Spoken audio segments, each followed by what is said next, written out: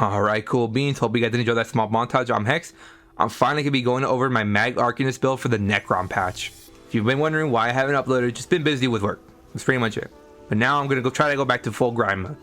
But let's quickly go over the MagArcanist. MagArcanist, I'm not going to sugarcoat it. It isn't the best mag build out there. Honestly, it falls into the same category as Magcrow. You need procs that damage, or even Magwarden. You need procs that damage to do your damage for you, or else you yourself aren't really going to be doing much damage. Don't get me wrong, any build can work if you Zerg someone over. Doesn't matter what build you run if you Zerg someone over. But me, I play 1vx. So whatever I got is what I got, and that's it. A little rough, but it isn't as rough as Magcrow, in my opinion. It is fun, and you do have a lot of passes that work, and it's just pretty cool. But what I do like about MagArcanist is that you have access to two of the cheesiest defensive abilities.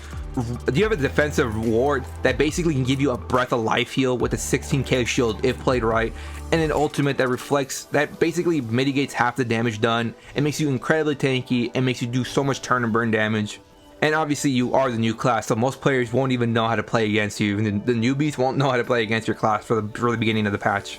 But just fair warning, this video, like the previous one, will be more of a longer video. So if you are wondering like what are cruxes, what is all this, I will be explaining that more towards the end and be going more in depth into each category, so just prepare for that.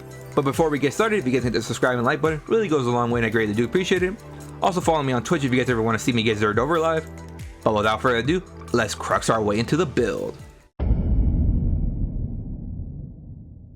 Alright, so before we go over the skills, I just want to quickly go over cruxes. I will be going more in depth, so if you are wondering what are cruxes for, why should I even care about cruxes, honestly stick around to the end of the video. I will have an Arcanist Explained section.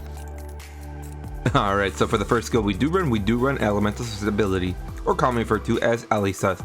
This is basically how we get our major breach on the build, which is basically 6k armor shred on a target, and the added effect of putting burning, chilled, and concuss on an enemy every 7.5 seconds and initially when casted. Next skill we do run Rune of the Colorless Pool. This is basically our stun. Basically you mark an enemy after 1 second, it stuns the target for 4 seconds. Whether they get stunned or not, you apply minor vuln and minor brittle for 20 seconds. This ability cannot be dodged, however this ability can be blocked. Yes, you are able to block this ability. When you're getting Zerged over, it's really hard, but 1v1 against an Arcanist, you really can block it. Yes, it is blockable. If you want to run the other morph, you can go to the other morph too if you want. Honestly, they're both really great morphs. Next skill we do run Tentacular Dread. This skill is used actually 2 ways. So this ability does damage in a line AoE in front of you, and roots enemies for 3 seconds, and puts Abyssal Ink for 20 seconds. Enemies hit with this ability, Abyssal Ink makes the enemies take 5% bonus damage from all your attacks. The thing is, the more cruxes you have, up to a max of 3, increases the Abyssal Ink mark by 2%, so 6%. So when you have all 3 marks, you put an 11% mark on them. So that's what's really good. And you also increase the damage of this ability by an extra 20% per crux, a total of 60% bonus damage. So this is basically used as a mark, and then once you have your full marks on them, once you have enough cruxes, this is actually used as your execute. The only thing you have to worry about this thing is this has a cast time. So if I click the button, it goes off. So if I click the button and block, it doesn't go off, you see? If I click the button and try to bar swap, it won't bar swap until it goes off. So there's something to worry about, because like any other skill, let's just say Vigor for a chance. If I hit Vigor and block, it blocks. If I hit Vigor and bar swap, it bar swaps. Unlike this skill, it has a 0.3 second cast time you have to worry about. Next skill we do run Flame Reach. This could be used as a spammable if you really wanted to, and it also puts a nasty dot, and it puts burning, a pretty good ability. But this is used for 2 reasons, because it procs 2 sets, our arena weapon and our cheese set. Don't know what sets those are? Stick around to the set section and I'll explain exactly what we go over. Next skill is what I would consider your flex spot. You could honestly put anything you want here. Honestly, I use Escalating Rune Blades, the first skill in the Herald of the Tome, but the reason I ran this is because this skill actually generates crux every time you use this ability. And this is also a beneficiary, so if you have full cruxes, you actually do a 9% bonus damage with this ability, which is pretty cool. But this was basically just to generate crux. You can honestly run almost anything in there. If you want to show people the power of knowledge, you can use the book if you want to. The Fate Carver, you could run Mage Light, you know, pull his Knife Blade out of stealth, you could put Camo Hunter. Honestly, you can put almost anything. And for our ultimate, we do run the Tide King's Gaze. I tried the other morph. Don't use the other morph. Don't be like me. Learn from my mistakes. It wasn't cool. This ability it hits really hard, especially when you burn someone's stam. You call down an eye from the sky that directly beams down and follows the target. And it does a good amount of damage. Look at that, 2.6k damage every half second. And that's unbuffed, by the way. That is unbuffed. Every half second. And the beam will actually follow the initial target. The thing about this ability, you actually have to have a target to cast this. So like if I try to click the buttons to cast it, it won't work unless I have a target. So if I go over here and cast it, I have to look at this guy and be in range. See, now it glows up.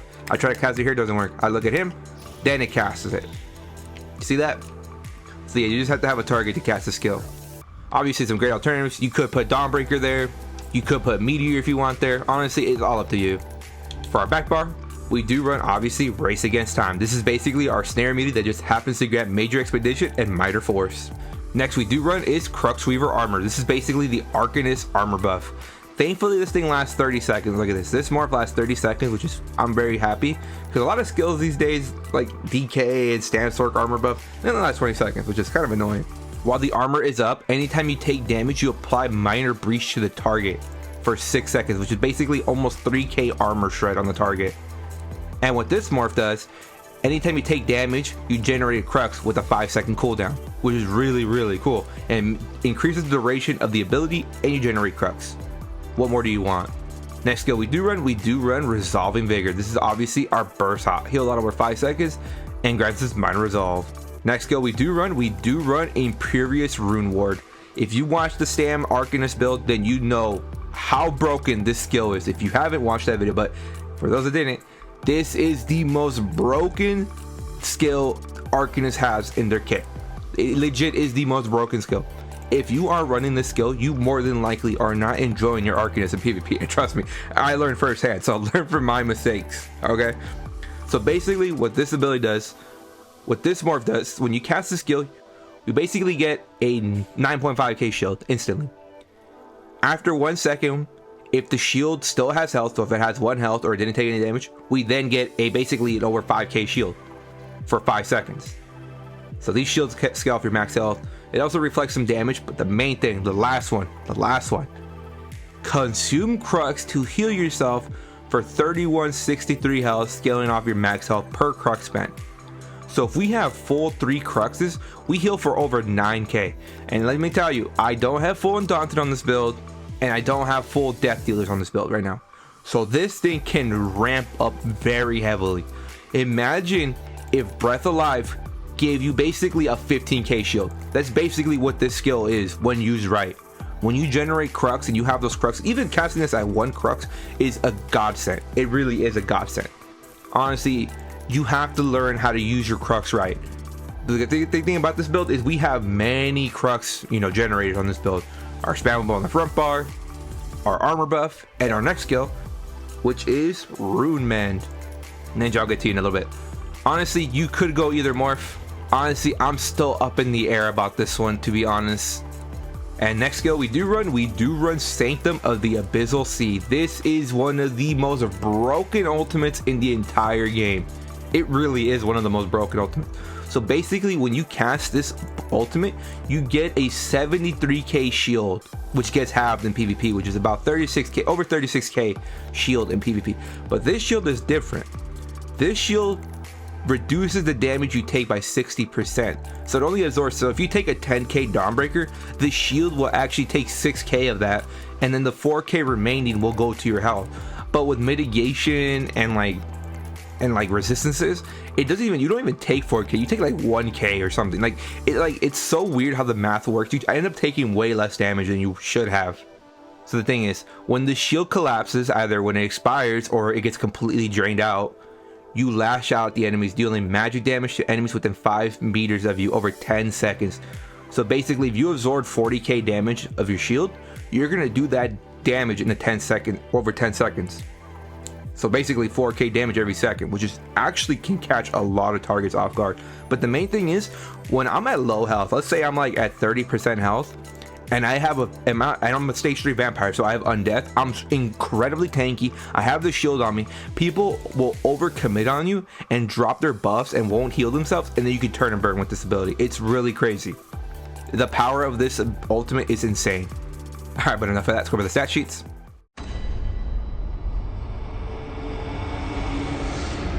All right, so these stat sheets might look a little low, but you have to realize I don't have Undaunted yet. I'm still in the midst of grinding Undaunted on this tune, so these stat sheets can actually be really good. I don't even have full passives either. I'm still grinding skill points. This is letting you know that you can actually make this build even stronger if you wanted to. I'm just saying, without those passives, I was still doing work. So let's check out our maxes. So we do use a mythic that actually increases our stat sheets. So while that builds up, we're gonna just go over the other stat sheets real quick. So let's look at our mag recup. Our mag recup on our back bar, which is actually higher because of our passives. Our mag recup on our back bar is over 2200, and our stam recup is just shy of 1500. Wow. Our spell crit on our front bar is 42%, and our spell penetration on our front bar is almost 10k. But you have to realize we do have access to major and minor breach, which is an extra basically 9k penetration.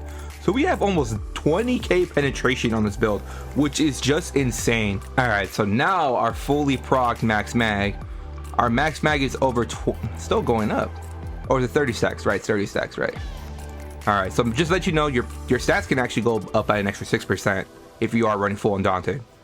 So our max mag is just shy of 24k, max health over 31k, and our max damage is over 18k. Now let's check out our fully proc weapon and spell damage real quick. So our fully proc spell damage is at 4241, which is very easy to get. Just cast the skill, there you go. Boom, 4241. And you have to realize we are running a set that can proc only in PvP, which gives us an extra 300. So we basically can go over basically 4500 plus spell damage, which is really insane. Spell crit 42%, like I said earlier, and spell penetration just under 10k. Now I'll check our resist on our back bar real quick. Our spell resist is over 32k, and our physical resist is over 27k, which is just really, really good. So for the title, we do run breathless because my Arcanist is always breathless. Kidding. For the main thing, attributes, we do have 30 points in the mag and 34 points in the health. Honestly, you could put more points in health if you want, or more into mag. Honestly, I don't have Undaunted, so it's kind of weird for me. For the food, we do run Jewels and Mistral, saying that purple food is perfectly fine, but if you got Deep Pocket or don't mind spending a little extra, you could run Orzhaka Smoked Bear Haunch. For the Mundus, we do run the Thief. Obviously, if you know me, you know that I love crit. I mean, just look at that front bar. Pop our pot on our front bar, and we get 42% crit on this build, which is just beautiful for me. I love crit. The thing about crit is the more you crit, the more pressure you put on a target. That's what really kills pugs. Pugs get shredded by crit, and sweats get absolutely pressured by crits.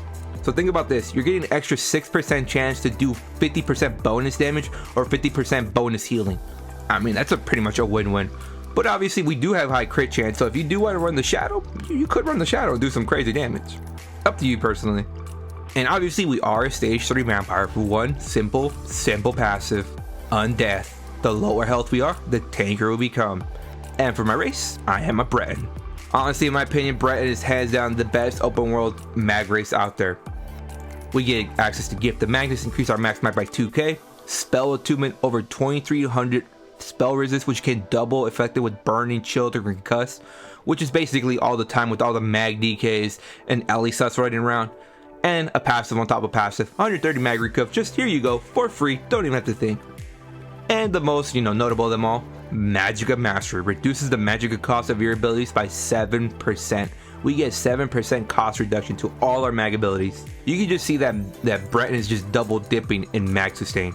Some great alternatives. Khajiit for this build would be perfect. We do have high crit chance. We have 42% crit chance, which is just insane to think about. High Elf could be okay. Dark Elf could be okay. Argonian, I don't know why you'd be a lizard, but it could be okay. Anything outside to kind of stay away from, to be honest. Alright, but enough of that. Let's go over the sets now. So for the first set we do run the power that is Rallying Cry. Obviously Rallying Cry is probably one of the best back bar sets in the entire game, especially for solo. I mean, look at it. 2 lines of crit already got me sold, and it's max, so pretty good on the build, not bad. The main thing, while Battle Spirit is active, basically anytime you kick out player, Battle Spirit is active, you release a buff around. When you critically heal yourself or an ally, you release a buff around you, which affects your group members and yourself, which increases weapon and spell damage by 300 and crit resist by 1650 for 20 seconds. 1650 crit resist, that's 25% damage reduction from the bonus damage of crits. Damage and tankiness, back barrable, what more do you want? So on this build, you can actually run one piece monster. Since we will have one slot available, why not slot up one piece monster? You can honestly slot any monster here. I like Slime Crawl because it does give us the most crit for a one piece. Every other crit item will only give you 3%. Slime Crawl gives you the most crit for one piece, which gives you about like 3.5%. Just still, you know, if you're mid-maxing, still more. But honestly, you could run anything. You could run Magma in there. You could run the, what's the one? Like One Piece Dama House. One Piece Mighty Chudon. Honestly, anything you want. Whatever you feel like you want on the build, you run that. The reason we only run one piece monster is because we do run a mythic on this build. And what mythic is that? The sleeper that is Death Dealer's Feet, or most commonly referred to as just Death Dealers. Honestly, Death Dealers is a really good one piece mythic. The thing is, it synergizes very well when your ability scale off your max health. Anytime you're in combat, you get a stack every 2 seconds, up to a max of 30 stacks. Each stack increases your max mag, stam, and health by 88. So quick math, that's over 2600 max health, max stam, and max mag, which can be amplified with Undaunted and heavy armor passives. So you can see where this is crazy. Like stated earlier, we do run an arena weapon on this build, and that arena weapon is the Master's Perfected Inferno Staff. Obviously non-perfected, perfectly fine. The only thing the perfected version does is gives you an extra 103 weapon and spell damage. That's it. Whether you run the non-perfected or perfected, the main thing, reduces the cost of Destructive Touch by 10%, but most importantly, increases your weapon and spell damage by 600 for 4 seconds after activating it. You get over 600 weapon and spell damage, which is base, which gets an extra 20% from our major sorcery, medium armor passives, continuous attacks. You see, this thing can just go crazy. Honestly, it just makes our whole kit do more damage. It just makes everything do more, and it makes our main cheese proc set do more damage. And let's just go over the main proc set, I guess, which is, I mean, you pretty much already know. Obviously, the cheese that is Way of the Fire. Now you may be asking, why does everyone run Way of the Fire? So for mag builds, you kind of need a damage proc set. This is the unfortunate, like Mag Warden, Mag Crow, and unfortunately MagArcanist. They're not very powerful on their own. They're not like Mag Blade, they're not like Mag DK or Mag Claw or Mag Sword, where they can just go off their own abilities and just do absolute a crap ton of damage to you and burst you down. No, MagArcanist, in my opinion, you need proc set damage, or else you're never really gonna kill anybody. Is that it puts a nasty, basically a dot on you anytime you deal damage with the weapon. So this might look low, but when fully proc, I mean, let's just go fully proc this real quick. So there you go, fully proc, over 2500 damage. Okay. So yeah, you saw fully proc, it basically does over 2500 damage. The thing about this, it has a low cooldown, 2 seconds, and most importantly, it does flame damage, which absolutely shreds pugs. Yes, this will shred pugs. Unfortunately, if I don't have to run Way of the Fire, I won't run the Way of the Fire. You know me. But if the class really needs it, then, well, unfortunately, I will have to run it. And I want you guys to have the best experience in PvP. Whether you're or not, you're zerging me down with my own builds. Alright, but now the way we run it. So for the front bar, obviously the Master Perfected Inferno Staff. Obviously non-perfected, perfectly fine. Please run the Inferno Staff, since our whole kit is basically single target damage, Way of the Fire, our spammables. We actually do run a poison on this build. We do run the double dot poisons. You can either craft them yourself, or you could run the crown ones. Either one's perfectly fine. They do the exact same thing. Since on this build, we really don't need anything else. I just put double dots, put the nasty dot on them, and you can also proc poisoned. And obviously sharpened, because in PvP, penetration is king. For our back bar, we do run the Rallying Cry Restoration Staff. Now, maybe wondering, why do I always run Resto? If you want to run an Ice Staff, you can get some block mitigation, reduce the cost of block, up to you. But personally, the reason I run Restoration, the reason I run a Resto is because of these simple passives right here. Most importantly, Cycle of Life. When you fully charge a heavy tech, you restore 30% more mag and Essence Drain. Completing that fully charged heavy grants you major mending, increases your healing done by 16%. And obviously, and this one too, which is also a sleeper, increases your healing done by 15% when you're below 30% health. So for the body, we do run the typical 3-3-1, 3 heavy, 3 light, 1 medium. So we do run a medium Slime Crawl helm, heavy chest of the fire, a light shoulders, waist, and hands of Rallying Cry, and heavy legs and feet of the fire. For the enchants, if you can, try stat all the pieces. If you can't do that, try stat the big pieces. What I mean by that is head, chest, and legs. And if you can't do that, max mag is perfectly fine. Just adjust your health attributes at the end. More than likely, just dump all your points into health at that point. And for the traits, we do run the typical 6 M pen, 1 reinforced. Yes, 6 M pen, 1 reinforced. The only reinforced I have is a heavy chest of the fire reinforced. Now you might be asking, if you want some heavy reinforced pieces, you can. If you want some more well fitted, you can. You might be wondering, why would you run M pen with Rallying Cry? The thing is, people do have a way to increase their critical damage done. Knife blades have 10% more damage from crits. Minor force increases damage done with crits. The shadow, you see, there's so many ways to increase the damage of crits. I prefer mitigation, but if you prefer utility, go ahead. And for the jewelry, we do run a necklace and ring of the fire and a death dealer's feet ring, because it only comes in a ring, duh. All bloodthirsty, 2 with reduced mag cost, and 1 weapon and spell damage, preferably that grants Magicka, but if you have Sam recover like I do here, it wouldn't make or break the build. And honestly, you know, bloodthirsty. Bloodthirsty is probably one of the best traits in the game. But if you are a newer player, or you are having more sustain issues, or maybe you aren't a Breton or a Khajiit, and you are a Khajiit, I'd probably go a 3rd reduced mag cost, but honestly, 1 weapon and spell damage was perfect. But if you're saying, no, Hex, I'm the best Arcanist in the world, I'm the best player, if you want, you could run 2 weapon and spell damage glyphs and just do some absolute damage. Up to you personally. And for the food we do run good old Jewels of Mistral, saying that purple food is perfectly fine. Gives a lot of max health and recover everything. But if you got Deep Pocket, or don't mind spending a little extra, or Zaka's Smoke Bear Hounds, gives you about 400 more max health and slight more recov. I mean 12 more recov. And for the pots we do run spell damage and spell crit pots. This is how we basically get our 20% spell damage and our 12% spell crit. The reason we want spell damage and spell crit is because we are expecting the mag, and this is the only way to get max mag and mag recov. You can either craft them yourself, or you can buy the alliance ones from the AP vendors. They do the exact same thing. But obviously, always have tripod slotted just in case. Alright, but enough of that. Let's go over the CP now. Alright, so for the blue CP, we do run Fighting Finesse, increases critical damage, critical healing, Focus Bending, increases our healing done with single target heals, Master at Arms, increases our damage done with direct damage attacks, and Ironclad, reduces our damage taken from direct damage attacks. For the red CP, typical seal of approval red Hex CP. Celerity increases our movement speed by 10%, honestly in my opinion, the best CP in the entire game. Survival Instincts, while if there's a status effect, our core combat skills cost 25% less. Next we do run Relentlessness, being stunned or fear causes to get major protection for 3 seconds. And Pain's Refuge, the more net effects we have active on the list, the tankier we become. And for the green CP, it doesn't ever really matter. Rationer, Liquid Efficiency, Gifted Rider, and Steve's Blessing. But alright, let's go over the Arcanist Explained to see exactly what I mean by Arcanist.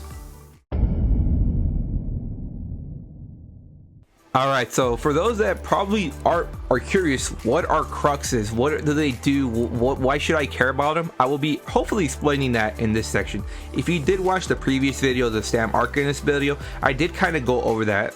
So on this one, I'm hopefully going to do the same thing, but maybe go more in depth into it, or maybe answer some few questions that you might have. So the thing about Cruxes is Cruxes are unique to the Arcanist. There are Crux Generators, Crux Consumers, and Crux Beneficiaries. Depending on your skills, you can generate Crux.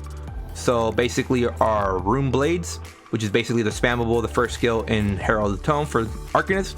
Casting this skill does damage, but always generates a Crux. The thing about Crux is you are capped at 3. Once you have 3 Cruxes, you're capped. You cannot generate any more, which actually is a very important thing, which I will talk to in a little bit. But once you have 3 is the cap, and you don't really want to be at cap for too long, which I'll explain in a little bit. So yeah, this basically will generate a Crux. But the thing about this skill is also a Crux Beneficiary. It benefits from having Crux activated. This ability does 3% more damage for each Crux active on it when casted. So if you have 3 Cruxes and you cast a skill, you do 9% bonus damage, which is really good. Now, next is what I would consider Crux Consumers. The thing you want to consume Cruxes is because 2 things. It makes the abilities stronger and some juicy passives. Let's go over the abilities first. So when you cast the skill, it does damage, whatever, puts abysmally. This one, for each Crux you consume, you increase the damage of this ability by 20% and increase the damage taken to the enemy by an extra 2%. So at full Cruxes, this ability does 60% bonus damage, and you mark the target for 11% Abyssal Ink, making them take 11% bonus damage from you, which is just insane. you want to consume your crux, and most importantly, Impervious Rune Ward. For each crux you consume, you basically heal for over 3,400 when fully buffed. Which is when you have full cruxes, you heal for an extra 10k. You basically get a 10k heal with this skill when fully proc with all cruxes. Now you might be wondering, why not just keep full cruxes? Well, you can keep at full cruxes. It is possible to play at full cruxes and consume them when you want. Thing is, you do want to consume your cruxes eventually to proc this one, Faded Fortune. When you generate a crux, increases your critical damage or critical healing by 12% for 7 seconds. The thing is, once you're capped at cruxes, you won't generate anymore. So you won't be able to proc this passive. So a quick example, let me hit this little skelly man over here. Alright, cast the skill, generates a crux. Cast the skill, generates a crux. Cast it again. You see that little triangle with the bloody symbol? Now I'm at full cruxes, right? If I cast the skill again, guess what? It won't generate it anymore. That's it. It's over. I won't be proccing that. But if I cast this skill, see, it consumes the crux and I'm able to generate more to do even more bonus damage and more bonus healing. Same thing when I'm like getting heavily pressured, cast my Impervious Rune Ward, boom, I crit heal for more, I can do more damage. You see, that's the reason you want to, you know, generate your cruxes and play around that. So you have to find the perfect blend of using your cruxes for damage, for offense and defense, and just finding the perfect mixture. Same thing about cruxes, you also have some better passives. So like right here, the more cruxes you have active on you, 3% bonus healing, which is 9% bonus healing at full cruxes. Anytime you generate crux, you get resources back, which is pretty cool.